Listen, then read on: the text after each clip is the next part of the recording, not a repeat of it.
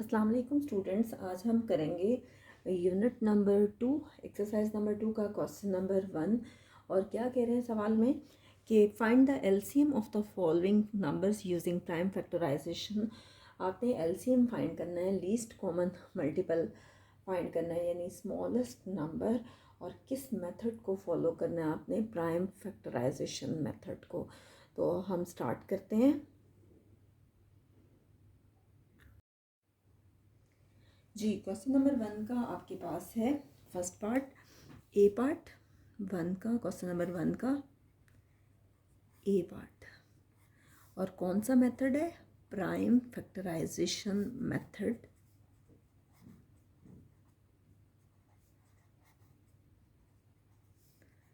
और क्या फाइंड करना है हमने? एलसीएम। एलसीएम।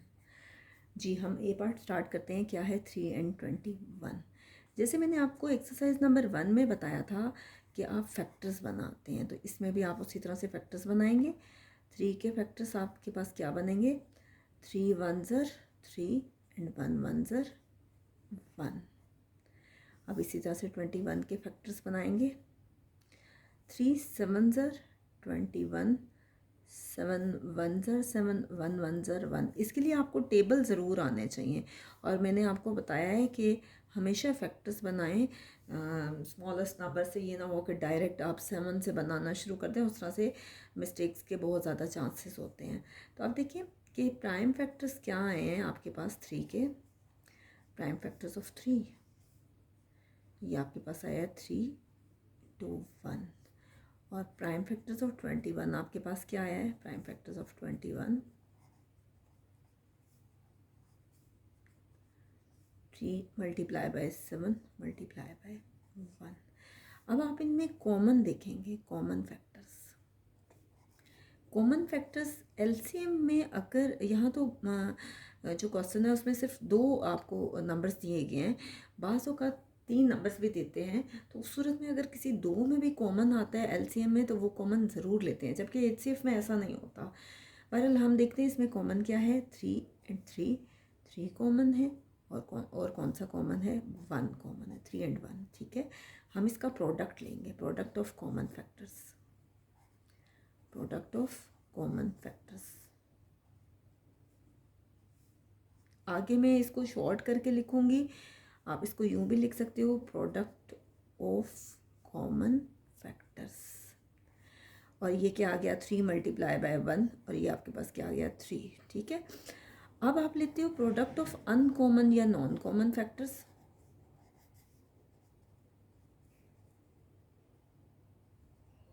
अब नॉन कॉमन फैक्टर्स सिर्फ और सिर्फ आपके पास क्या आ गया है?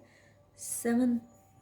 और इससे पहले आप क्या लिखोगे? नॉन कॉमन फैक्टर्स कौन से हैं?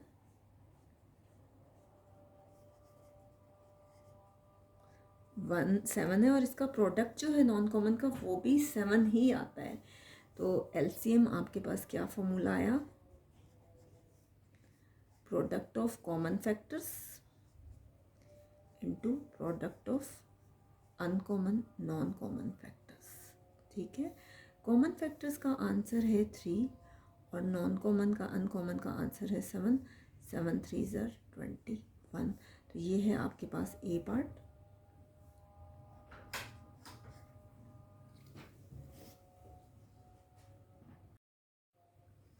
जी स्टूडेंट्स, हम बी पार्ट करते हैं। बी पार्ट में क्या कह रहे हैं कि फैक्टर्स बनाने हैं 12 के और 80 के। 2 6 ज़र 12, 2 3 ज़र 6, 3 1 ज़र 3 एंड 1 1 ज़र 1। अब इसी तरह से 80 के फैक्टर्स बनाएं। 2 4 ज़र 8 0, 2 2 ज़र 4 0, 2 1 ज़र 2 0, क्योंकि 2 10 ज़र 20 होता है। 2 5 ज़र 10, 5 1 ज़र 5 एंड 1 1 ज़र 1। अब आप क्या करेंगे कि प्राइम फैक्टर्स लेंगे, प्राइम फैक्टर्स ऑफ 12 के प्राइम फैक्टर्स क्या आ रहे हैं? 2 multiply bye 2 multiply by 3 multiply by 1। और प्राइम फैक्टर्स 80 के क्या आ रहे हैं?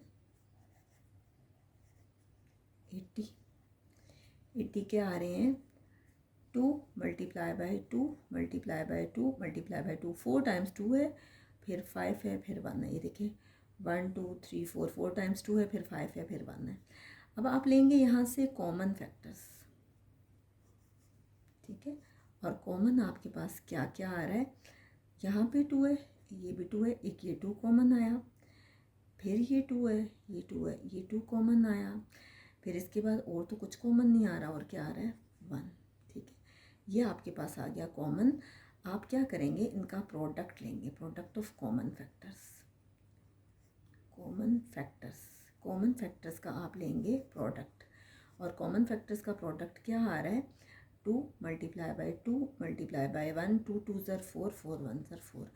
अब देखिए अनकॉमन, नॉन कॉमन कौन से बचते हैं 3 2 एंड 2, 3 बच रहे हैं अनकॉमन, हम वो लेंगे non common factors. Common factors का प्रोडक्ट आया है 4। अब नॉन कॉमन हम लेते हैं 3 2 एंड 2, 3 2 2 एंड 5, सॉरी 4 फैक्टर्स हैं 3 2 2 एंड 5। हम इसका लेके देखते हैं कि क्या आता है जी। अब लेंगे हम product of non common factors.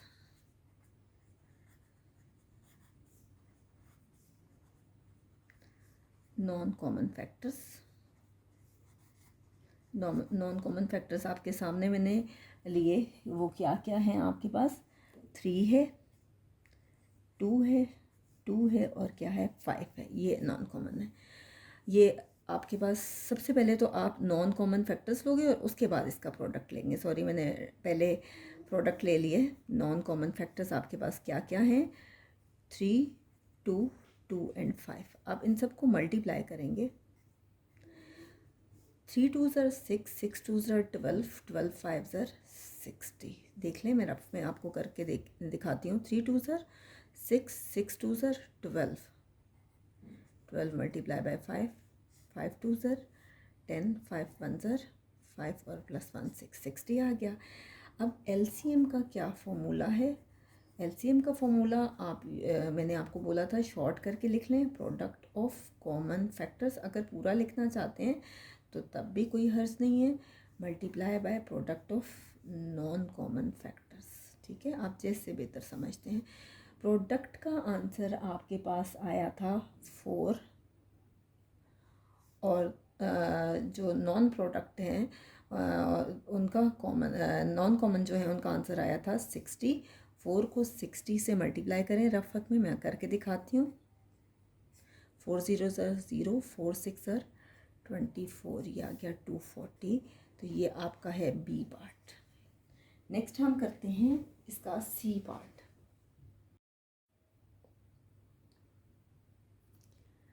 C part में है आपके पास 20 एंड 15, 20 एंड 15। हम 20 के फैक्टर्स बनाएंगे। 20 के फैक्टर्स क्या आ रहे हैं 2 10 ज़र 20, 2 5 ज़र 10, 5 1 ज़र 5 एंड 1 1 ज़र 1।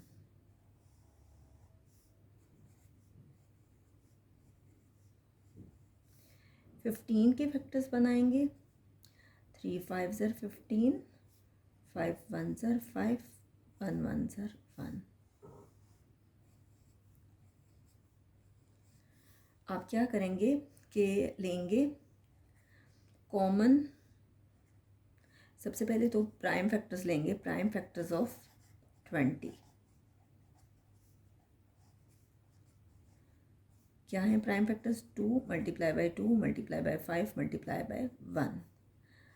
प्राइम फैक्टर्स ऑफ 15 लेंगे, ये वाले जो होते हैं, ठीक है, ये प्राइम फैक्टर्स हैं। Prime factors of 15, 3 multiply by 5 multiply by 1। अब आप देखेंगे कि इनमें कॉमन क्या आ रहा है, कॉमन फैक्टर्स अगर आप देखें तो कॉमन सिर्फ और सिर्फ 5 आ रहा है और 1 आ रहा है, 5 एंड 1। तो आप इसका प्रोडक्ट लेंगे, product of common factors.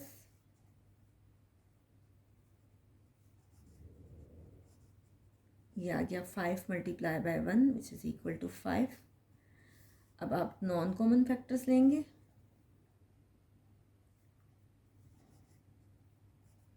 Non common आपके पास कौन से हैं जो बच गए हैं, जिस पे मैंने टिक नहीं किया, वो कौन कौन से हैं? 2, 2 एंड 3 ये नॉन कॉमन है। आप इनका भी प्रोडक्ट लेंगे नॉन कॉमन फैक्टर्स का।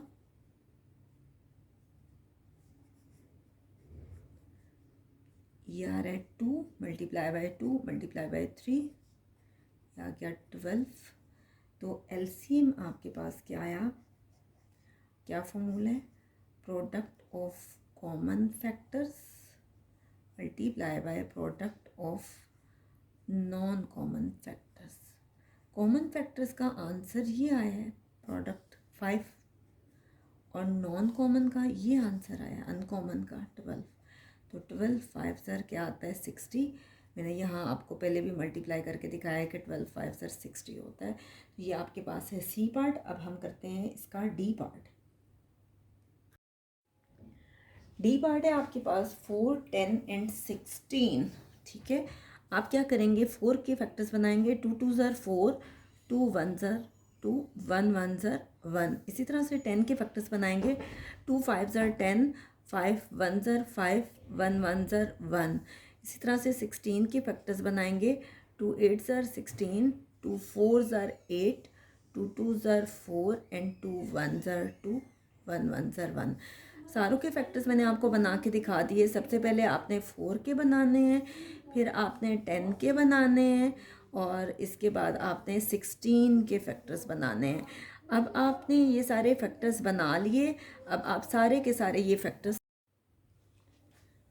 अब देखिए हम लिखेंगे प्राइम फैक्टर्स। प्राइम फैक्टर्स क्या क्या हैं? Prime factors of 4 prime factors of 4 के फैक्टर्स क्या हैं? 2 multiply bye 2 multiply by 1। Prime factors of 10,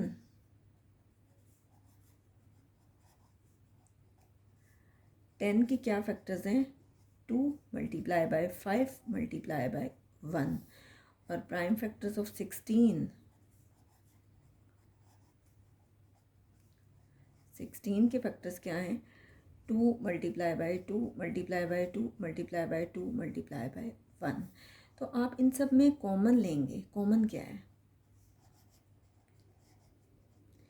common इनमें आया है 2, एक ये 2 कॉमन है, और एक कॉमन है 1। ये तो वो कॉमन है जो दो दो में है, सॉरी तीनों में है। अब आपने देखना है कि क्या कोई दो में भी कॉमन आ रहा है। देखिए, एक 2 ये कॉमन आ रहा है, एक 2 ये है, तो इसका मतलब है ये 2 कॉमन है। ठीक है, इसके अलावा आप देखें कि कुछ दो में कोई कुछ कॉमन नज़र आ रहा है और नहीं है। आप याद रखिएगा, एलसीएम में जब भी कॉमन फैक्टर्स लेते हैं, अगर 3 डिजिट्स हों, 3 नंबर्स हों, तो उनमें भी देखते हैं कि क्या दो में तो नहीं कुछ कॉमन आ रहा, तो हम वो कॉमन भी लिखते हैं। जबकि एचसीएफ में ऐसा नहीं था। एचसीएफ में आप सारों में कॉमन देखते थे, लेकिन एलसीएम में आपको अगर दो में भी कुछ कॉमन मिल जाता है तो आप वो ज़रूर लिखते हैं। तो आप इसका लेंगे प्रोडक्ट ऑफ कॉमन फैक्टर्स। आप इसका प्रोडक्ट लेंगे। प्रोडक्ट आ रहा है आपके पास 2 मल्टीप्लाई बाय 1 मल्टीप्लाई बाय 2। आप चाहें तो रीअरेंज कर सकते हैं, 2 2 1 लिख सकते हैं, या 1 1 1 2 2 लिख सकते हैं, आपकी मर्ज़ी है। तो ये देखें, ये क्या आ रहा है? 2 1 ज़र 2, 2 2 ज़र 4। इसके बाद आप लेंगे नॉन कॉमन फैक्टर्स, जो बच गया है। अब बच्चा क्या है आपके पास? 5 बचा है, ये 2 बचा है, और ये 2 बचा है। ये अक्सर बच्चे मुझे कहते हैं कि मैडम यहाँ से क्यों नहीं कॉमन लिया, क्योंकि ये एक ही नंबर से फैक्टर्स बन रहे हैं, तो यहाँ पे आप कॉमन नहीं ले सकते। ये दो का आप कंपैरिजन नहीं कर रहे। तो अब आप क्या करेंगे, इसका प्रोडक्ट लेंगे, product of non common factors. अब जो बच गए हैं आप इनको मल्टीप्लाई करेंगे। 5 मल्टीप्लाई बाय 2 मल्टीप्लाई बाय 2, 5 2 ज़र 10, 10 2 ज़र 20। ठीक है, तो एलसीएम हम लेंगे, किसके इक्वल होगा? Product of common factors into product of non common factors. तो कॉमन फैक्टर्स आपके पास आ गए हैं 4, और अनकॉमन नॉन कॉमन आपके पास आ गए 20। तो 24 सर क्या आ गया आपके पास 80। ये है जी आपके पास डी पार्ट। ई पार्ट है आपके पास 9, 18 एंड 27। आप 9 के फैक्टर्स बनाएंगे। 9 के क्या फैक्टर्स हैं? 3 3 ज़र 9, 3 1 ज़र 3, 1 1 ज़र 1। 18 के बनाएंगे। 2 9 ज़र 18, 3 3 ज़र 9, 3 1 ज़र 3 एंड 1 1 ज़र 1। 18 के फैक्टर्स बन गए। फिर आप बनाएंगे 27 के। 3 9 ज़र 27, 3 3 ज़र 9, 3 1 ज़र 3, 1 1 ज़र 1। ये आपके पास फैक्टर्स बन गए। किस किस के? प्राइम फैक्टर्स ऑफ 9 के बने आपके पास 3 multiply by 3 multiply by 1। Prime factors of 18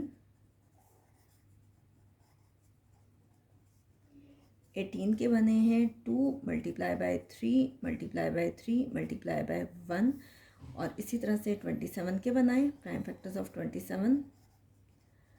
और इसके बने हैं आपके पास 3 multiply by 3 multiply by 3 multiply by 1। अब इसमें कॉमन लेंगे। एक तो ये 1 कॉमन आ रहा है, इसके बाद कॉमन आ रहा है जो तीनों में है, ये 3 तीनों में है, उसके बाद ये 3 भी तीनों में है। ठीक है, तो अब हम ले लेंगे कॉमन फैक्टर्स। कॉमन फैक्टर्स हमारे पास कौन कौन से आए हैं?